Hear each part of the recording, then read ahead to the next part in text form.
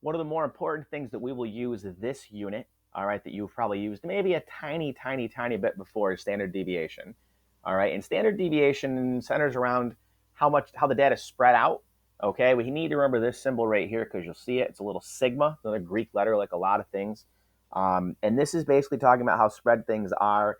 And really, it's going to come back to the normal curve when we start talking about that. And it basically breaks that normal curve up into areas of the percents of the data will fall under. All right, and that's a whole different kind of a concept. You could probably have half your class just about normal distributions and other type of distributions. Okay, a couple old things again: mode, value that occurs most often. Frequency is how many times something might occur.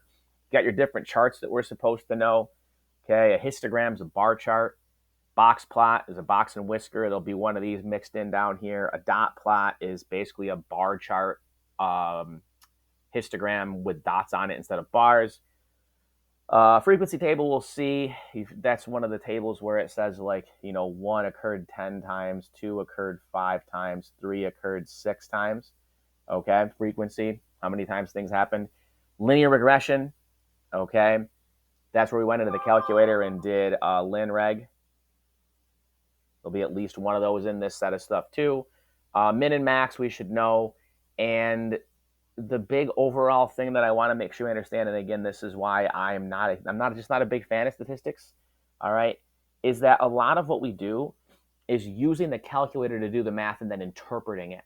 All right, and I'm the kind of person that likes to actually do the math and understand it kind of at its real central things. And in statistics, that's really complicated to do because the formulas are incredibly complicated and involve tables almost always.